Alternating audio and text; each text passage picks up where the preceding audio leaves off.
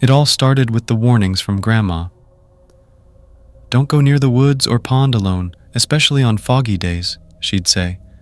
"And don't sing sad songs near water," she warned. "Our family has this big piece of land, and behind our house there's a pond." Little did we know that those warnings were more than just old tales. My sister, a year younger than me, loved to sing. A few years ago, she went through a tough breakup when her boyfriend broke up with her. To cope, she'd go to the pond and sing sad love songs. That's when things got strange. She began having dreams about a man, and that man turned into a white dragon. When she shared these dreams with our family, they didn't take her seriously. That changed when my aunt heard about it and suggested a ritual ceremony to protect her from the dragon. Fast forward 2 weeks later, when my younger sister fell sick. In the midst of it, my sister saw a white figure in the basement. She remembers seeing the mystery white figure walking around the house. Panic set in, and we called our aunt, who was a shaman, to help. She explained that my sister's spirit was lost. The white figure, which turned out to be a white dragon male, was trying to marry my sister. Imagine that. A dragon wanting to be part of our family. As if that wasn't enough, the strange occurrences continued. Recently, my younger sister began having nightmares. In these dreams, a man in a white suit was trying to lead him to a crystal clear lake. It might not sound terrifying to some, but for us, living through these events was spooky beyond words. Picture this: the fog rolling in over the pond, the air thick with an eerie stillness. My sister, with her heartache, was singing by the water, unknowingly stirring something supernatural. It's like the warnings Grandma gave us were trying to tell a story of their own. As my younger sister got sicker each day, the strange white figure in the basement made its appearance. It wasn't just any figure. It was a white dragon, male, trying to become part of our family. That's not the kind of thing you read about in fairy tales. It's the kind of thing that makes your skin crawl and your heart race. Our aunt performed a ritual ceremony, something she said was necessary to protect my younger sister. It was a mix of chanting, burning strange herbs, and waving incense around. Things settled down for a while after the ritual, but the nightmares started haunting my younger sister again. A man is trying to lead her to a lake, and in the lake, there's a big gained cave on the bottom. That's some next-level horror movie stuff. It might sound like a simple bad dream, but the way she described it sent shivers down our spines. Our family, once skeptical, became believers. We started to see that there was something more to Grandma's warnings than just superstition. The pond, the woods, and the fog became a backdrop for a supernatural drama that we were unwillingly cast in. We were living a nightmare, and there was no waking up from it. Years later, we did everything we could to help my younger sister, but we couldn't help her much. After she passed away, my mom had a dream that, for our family not to worry about my sister, she was in good hands with the dragon family. It's hard to explain to people who haven't experienced it themselves. The fear that grips you when you realize that the things you thought were just stories might be real. The line between the living and the supernatural is thinner than you ever imagined. As I write this, I can't help but glance over my shoulder, half expecting to see a white figure in the corner of the room, or hear the faint echo of a sad love song. We've learned to be cautious and to listen to the warnings passed down through generations. So if you ever find yourself near a pond on a foggy day, remember what Grandma said. Don't go alone, and for goodness sake, don't sing sad songs near the water. You never know who might be listening, waiting for a chance to step into your world from the other side.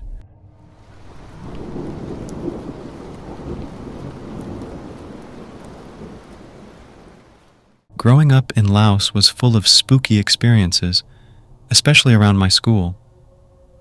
Imagine going to class with graves right in front of the classrooms and a big cemetery right by the playground. It sent shivers down my spine every time. One night, things took a turn for the eerier. My neighbor passed away, and the funeral lasted for a whole week. The traditional drum and instrument made such a racket, and it was right next to my house. It was like living next to a ghostly concert. One evening, as I was walking home late, I saw something that still haunts my nightmares. There, on top of a tree, was a ghostly figure. At first, I thought it was just my imagination playing tricks on me, but as I looked closer, I realized it was my dead neighbor. Dressed in Hmong traditional clothes, she looked right at me with her tongue sticking out. Time seemed to slow down and my heart raced with fear. I froze looking at that thing for at least 10 seconds and realized it was not human. I ran so fast out of that place. The next day, I mustered up the courage to visit my neighbor's house because, at that time, in Laos, a funeral takes place inside the house of the person who died. They had buried their mother in the backyard, and the atmosphere was heavy with sorrow. That night, my oldest cousin had a terrifying encounter. Everyone was inside, eating and having dinner inside the house. He went to the backyard and saw a figure in Hmong clothes walking back and forth around the backyard. Thinking it was a thief, he was ready to confront the person, but when he got close to the person, it was the dead mother in the house that they had just buried. My cousin got so scared and went inside the house and screamed for everyone to come outside and see. When everyone rushed outside and saw that the mother's grave was dug up and blamed my cousin for being the one who dug up the grave, the family of the house then covers the grave back up.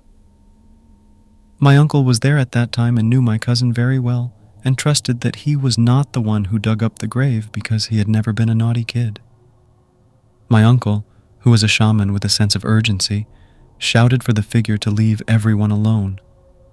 To our horror, a tree broke and fell on top of the grave.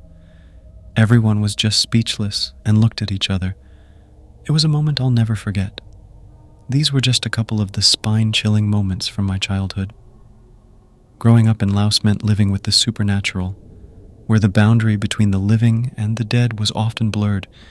It's a place where even the peacefulness of a cemetery can hide the most unsettling secrets.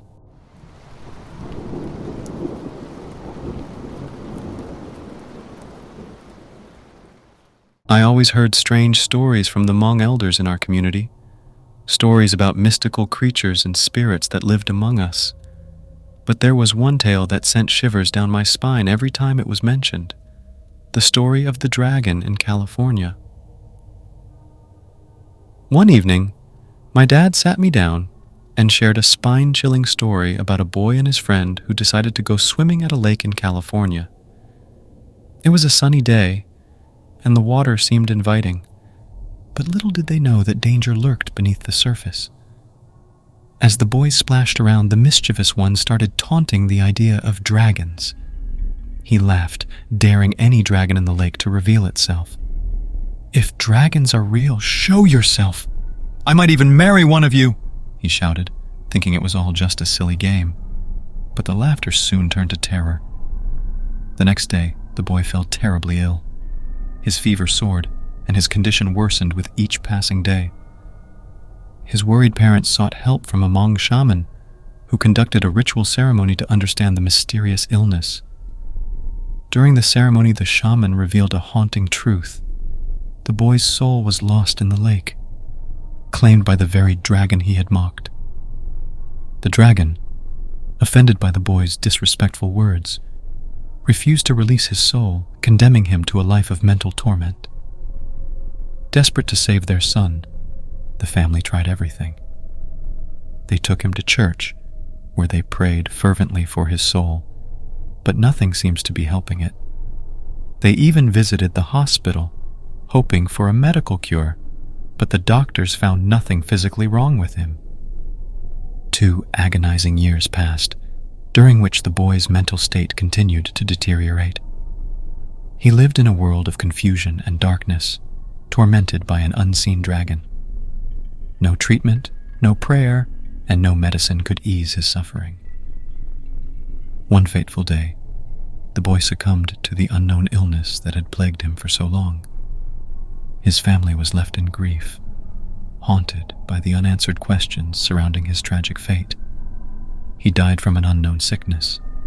Even the doctor has no clue what's going on with the boy. The dragon's presence in that California lake remained a chilling reminder of the consequences of mocking the supernatural. The tale echoed in the hushed whispers of the Hmong community, warning everyone to tread carefully around lakes and water areas, for you never knew what mystical entities might be watching. The story left a lasting impression on me, a cautionary tale about the thin veil between our world and the unseen forces that inhabit it. It taught me to respect the unknown and be mindful of the words we speak, especially in places where ancient spirits may still linger. And so, the legend of the dragon in California continued to be shared among our community, a tale that sent shivers down the spines of those who dared to listen.